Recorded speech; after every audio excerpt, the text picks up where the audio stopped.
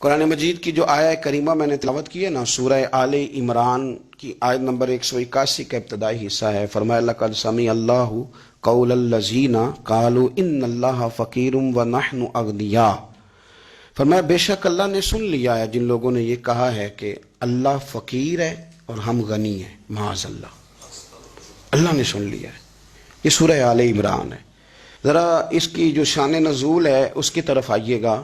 حضرت صدیق اکبر رضی اللہ تعالیٰ عنہ گزر رہے تھے تو یہودیوں کا بڑا رہنما، مقتدا، بڑا عالم، تورات انجیل جاننے والا، وہ نہ بیٹھ کے یہودیوں کو کچھ پڑھا رہا تھا، سکھا رہا تھا۔ تو حضرت صدیق اکبر توحید پرست، عقیدے کے پختہ، راسخ العقیدہ مسلمان اس کے قریب سے گزرے تو فرمانے لگے، اس کا نام فنحاس تھا، کہنے لگے او فنحاس، تجھے بھی پتہ ہے، تیری تورات میں بھی لکھا ہے، تیری کتابیں بھی جانتی ہیں کہ سچ وہی ہے جو میرے محبوب کریم علیہ السلام ارشاد فرماتے ہیں، جو سید عالم صلی اللہ علیہ وسلم بتاتے ہیں وہ سچ ہے، تجھے پتہ ہے، تو ان لوگوں کو توحید کی دعوت کیوں نہیں دیتا؟ یہ پھر شرک میں، بت پرستی میں، کفر کی طرف بڑھتے جا رہے ہیں۔ ان کو پیغام توحید دے، یہ اللہ تبارک و تعالیٰ کی عبادت کریں، اس مالک کی جس نے میرے نبی پاک کو اپنا رسول بنا کے بھیجا، اس طرف ان کی رغبت دے۔ تو وہ فنحاس جو تھا اس نے بڑی کفریہ جملے معاذ اللہ بولے۔ وہ کہنے لگا کہ اس رب کی ہم عبادت کریں جو ہمیں کہتا ہے کہ قرض حسنہ دو، اللہ کو قرضہ دو، وہ تمہیں ڈبل کر کے واپس کرے گا۔ صدقات اور زکوٰۃ کا معاذ اللہ اس نے مذاق اڑایا، کہنے لگا اللہ ہم سے کہتا ہے میری راہ میں خرچ کرو، معاذ اللہ استغفر اللہ۔ کہنے لگا اس کا معنی تو یہ ہوا نا کہ ہم غنی ہیں اور اللہ فقیر ہے۔ ہر سوال کے جواب میں دلیل نہیں ہوتی، کچھ لوگ جو ہوتے ہیں ان کا علاج کچھ اور بھی ہوتا ہے۔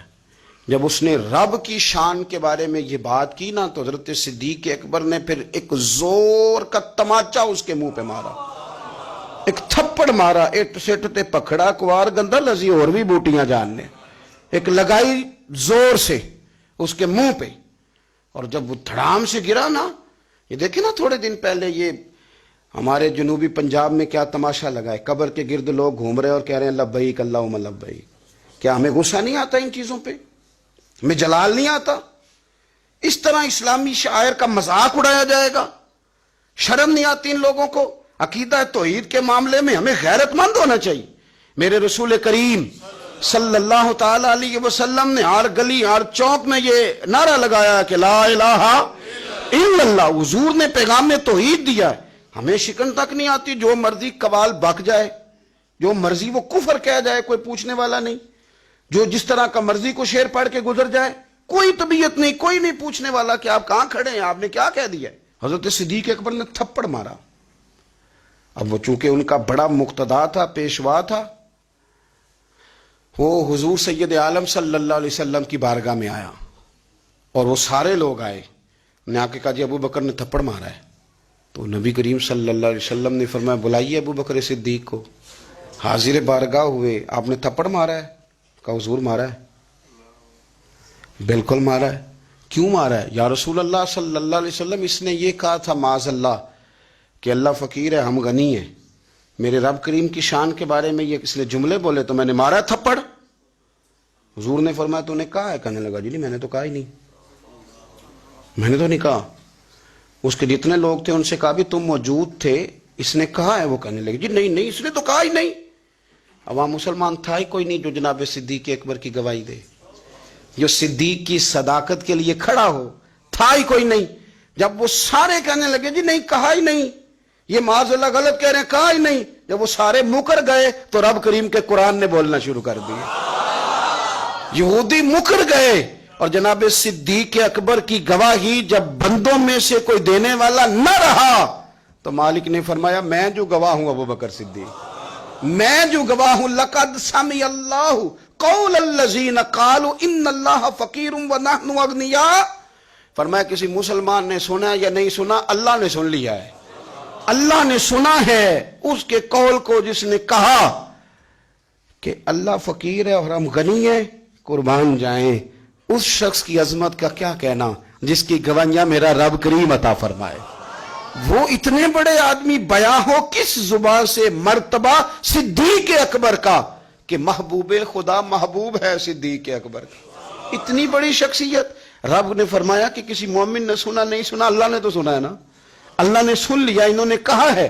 गोया मालिक ने फरमाया ये सारे झूठे हैं, मेरे महबूब का सिद्दीक सच्चा है, ये सच्चे हैं जनाब सिद्दीक अकबर। और फिर ये आयत हमें ले गई फिर वो गारे सौर में, वो गारे सौर में जहां काफिर आ गए थे ना बिल्कुल गार के दरवाजे पे, और दरमियान में दीवार कौन सी थी? मकड़ी का जाला, कबूतरी के अंडे।